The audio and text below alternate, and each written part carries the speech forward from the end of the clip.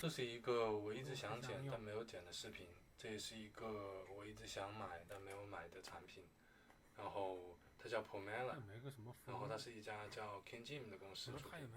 King Jim 这个公司呢，其实可能一般人没什么印象吧，但其实如果你听说过那种可以打印的胶带的话，你可能知道这个公司，就是它是除了 Brother 以外，另外一家专门做这种可打印胶带的公司。然后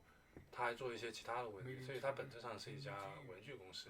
做一些像文件夹之类的什么东西，可能而且它国内是有卖的，所以你说不定就会买到它这些东西。但是这个呢，国内其实是买不到的，它是他自己自称为是 digital memo，但是呢，它实际上更接近什么东西？等一下你可能会看到，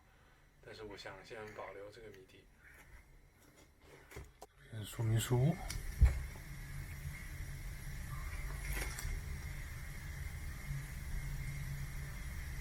用的是 eBook 用的显示屏，電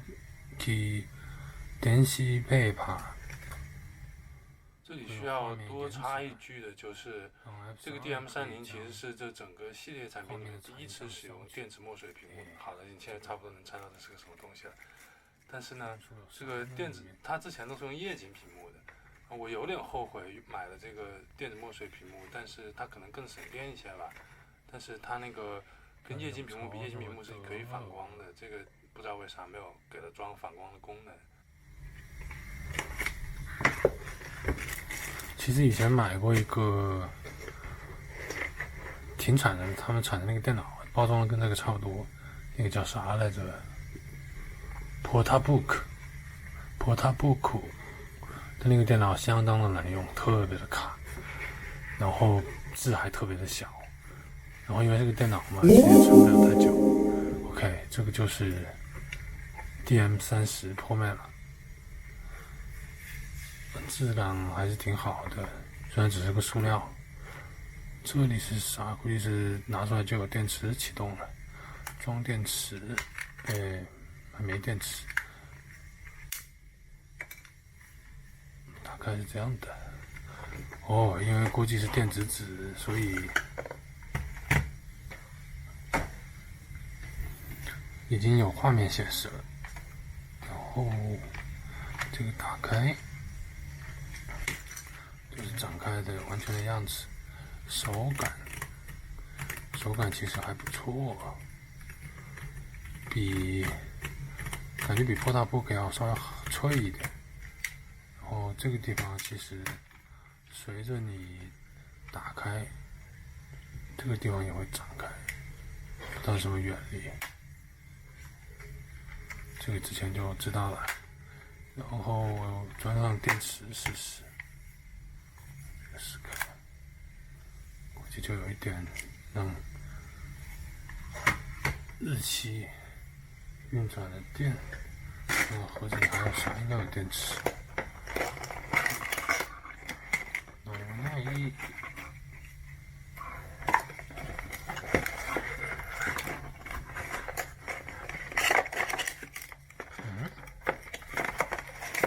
还是没有电池。那今天估计是打开啊。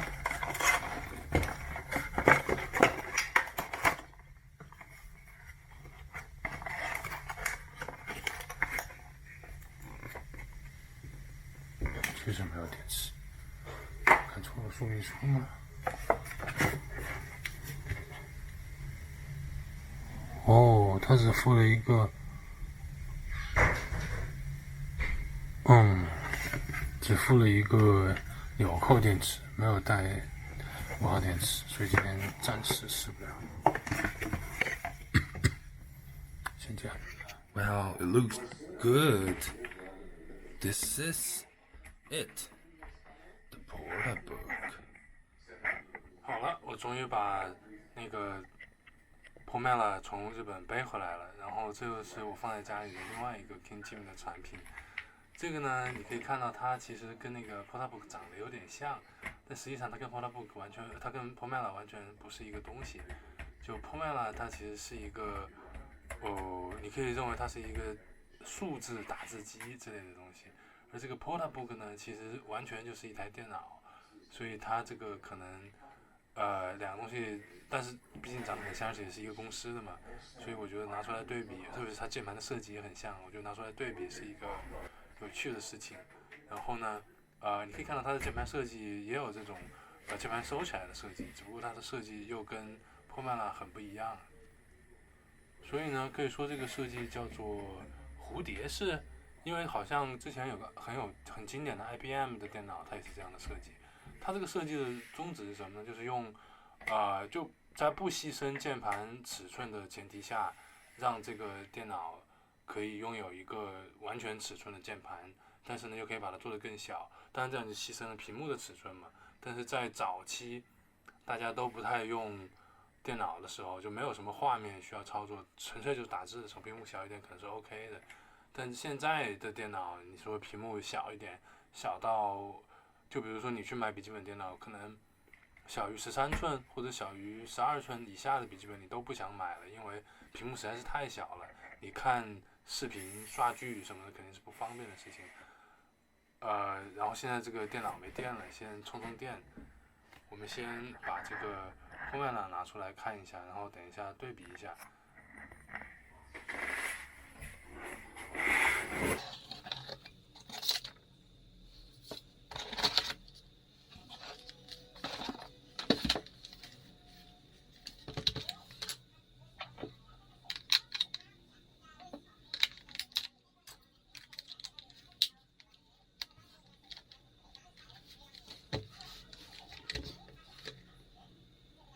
太急了。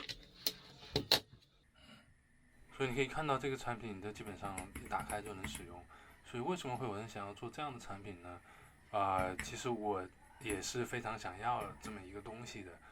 因为过去在学生时代，可能你们也试过写一点东西，用电脑写，然后写着写着你就发现自己去上网了，或者去跟别人聊天了，或者干嘛了。这个时代实在是有太多可以分心的东西了，手机也有一样的问题。虽然我也尝试过买，我从 Palm 手机开始尝试，然后是黑莓，然后当然是 iPhone、安卓，什么样的手机都试过。但只要你的产品它的功能太丰富多彩的话，那么你肯定会想要去用它做一些别的事情，而不是静下心来写作。这个产品就绝对没有这样的问题，因为它没有别的功能，它就是写东西，它纯粹只能写东西。但是呢，关于这个产品就有一个非常严重的，对于我们中国人来说非常 unfriendly 的地方，就是它其实没办法打中文，所以我之前一直在犹豫要不要买，因为买了也没啥用，只能打日语。然后你打日语，除非你是日语系的学生，否则你打那么多日语，估计，或者是你住在日本，你打那么多日语，估计也没人看。但是呢，如果是你是像我一样，之前曾经在英美留学，可能需要写一点英文的东西的话，或者是 take notes 呀，或者干嘛的，这个东西还是有用的，因为它也可以打英文。但是呢，对于打英文的人来说，它有一个比较 bug 的地方，就是它没办法做 spell check， 就是它没办法去检查你的字打对了没有。你打错了，他也不知道，他也不会告诉你，所以你就啪啪啪啪的打，这样其实也未必是坏事，因为如果有 spell check 去干扰你的话，可能会影响你的思路。那你就只能这样啪啦啪啦的打完了以后，你再把它对这个东西，它其实是可以导到电脑里去的，它可以接 USB 线，它也可以直接把东西存到SD 卡里面。甚至还有一个什么我们从来没试过的一个二维码扫描，它可能你的字不多的话，它也可以用二维码传到你手机，只要你下它那个 app 什么的。然后没有 spell check 的话，你就只能把它放到电脑里去，再一条一条的让 Word run 一下 spell check， 然后再检查有没有对的咯。然后它里面内置是有一些词典的，像屏幕上显示的，就你可以去用它搜索一下，就像它确实也长像个电子词典，只是这个键盘更大一点。所以你买了这个就不用再买词典了，但前提是你看得懂日文的词典。它里面一共就内置了3款词典，一款是日文的词典，相当于我们新华字典之类的，然后一个是日语跟英语的词典，另外一个是反过来英语跟日语的词典。所以对于我们中国人来说，可能有用一点的反而是后面的2个，因为至少有个英文你可以参考一下。当然如果你会日语的话，第一个当然也是可以用了。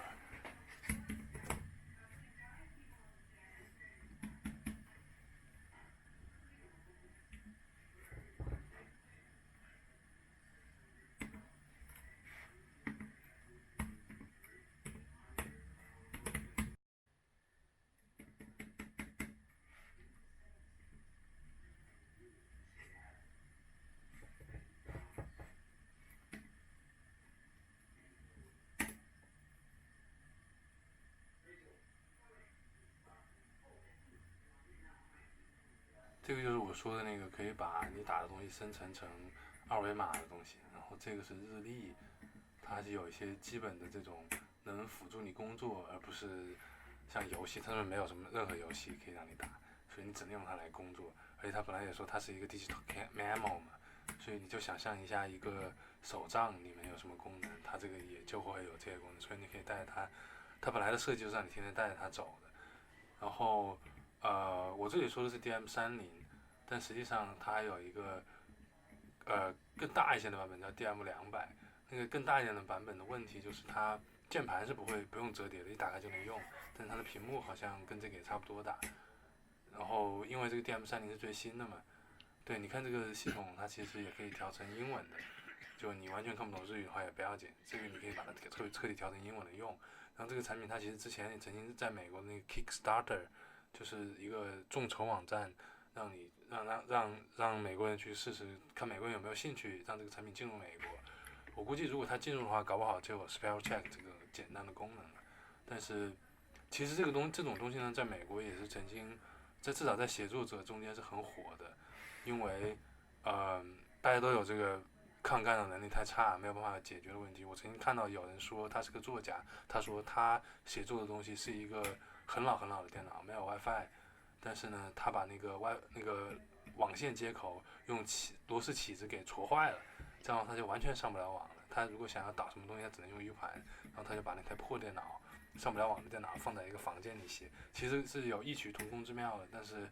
毕竟是台电脑，你还是可以去装一些东西，而这个东西就不会有任何这种问题。然后再往后，美国人的话，他们是有一个叫 Alpha Smart 的一个产品，它其实本来是给小孩用的，但是很多写作的人发现那个东西它就功能特别简单，只能打字，所以也有人用那个东西来写作。但现在这个产品，它的屏幕至少更大一些，它的便携性更好一些，电池呀、传导性什么都更好。但你看这个墨水屏的问题，就是它屏幕上会总是有这种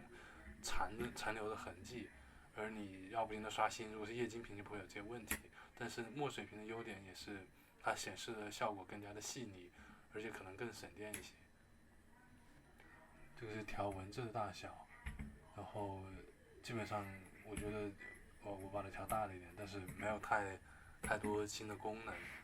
我真的很希望有一个类似的设备，或者我记得好像有人说这个东西是可以破解，但我买产品的速度还挺快的，但我没有什么破解能力，就可以好像把它破解成一个去 run Linux 的一个设备吧，然后可能有人能把它装一个中文输入法进去，那个就真的谢天谢地了。但现阶段你就打英文或者打日文吧。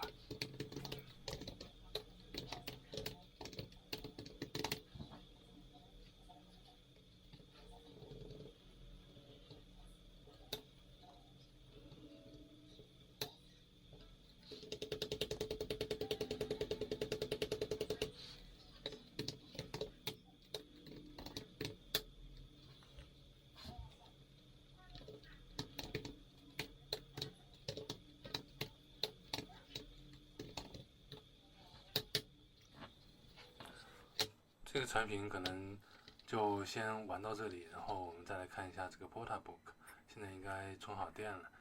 这个产品现在如果想买的话是可以买到的，只要去日本的任何一家那个电器商场上，什么有多巴西啊什么的，比如开曼拉，我好像是在比如开曼拉买的。然后这个 PortaBook 呢，其实就比较悲剧一点，就你如果去电器店里是买不到这个东西的，因为它已经停产了。它停产。当时我还觉得挺悲伤，因为这个东西其实刚才我说的那个 DM30那个电子打字机，它其实只要1万日元，就是可能快接近1000人民币吧，但是没有那么贵。而这个玩意儿呢，是已经超过了我记得刚出来的时候是10万日元的，所以可能5、6千人民币也是要的。但是现在因为这个产品停产了，你如果能买到的话，我这个好像也才3万日元，是在日本亚马逊上买了以后寄过来的。所以如果你有兴趣的话，可以再搜刮一下，说不定还是有不少没卖出去的。但这个东西它其实就没有那么好用，所以你看这个是它鼠标，就它中间那个圆点，但非常的不灵敏。然后如果你想把它改造成刚才我说的那种打字机是可以的。你看我现在装了一个全屏幕打字软件叫 Q10，然后你再装个中文输入法，它就可以真的用来打字了。虽然这个系统是全日语的，但是我觉得跟平常用的 Windows 也差不太多。然后我觉得反而是一个你没想到的地方，让我放弃治疗了，就是让我没有每天用这个东西去打字，还是用了我正常的电脑。就它其实抗干扰能力挺好的，因为屏幕太小了，然后电脑太卡了，所以你用它上网也是一件很痛苦的事情，只能用它打字了。我估计这个也是当然可能没有人会花5、6千去买，但你可能如果花了1、2千，你觉得还是 OK 的。因为如果你是美国人的话，你在美国买一台正常的打字机，现在美国也有很多人去买电子打字机嘛，那个东西还是买得到的。那个东西呢，也还是要100-200美元的，所以我觉得如果你有这个闲钱的话，你想搞一个也是可以的。但我觉得它真正的问题反而是键盘，因为你看跟这个 DM30 比的话 ，DM30 的键盘它是可以稳稳妥妥的直接落在桌面上的，然后你手放在桌面上去打字，它是一个非常自然的状态，就好像你在打电脑键盘一样。而那个后面的那个 PortaBook 呢，它的电脑其实是在下面，然后它的整个键盘是被架空起来，然后这个电脑其实挺厚的，所以你即使想要舒服的直接把手放在桌面上去打字是有点困难的。你可能得把手给抬起来，所以长时间工作也不太现实。然后电脑好像，如果你真的用的话，还是有很多问题的。我看那个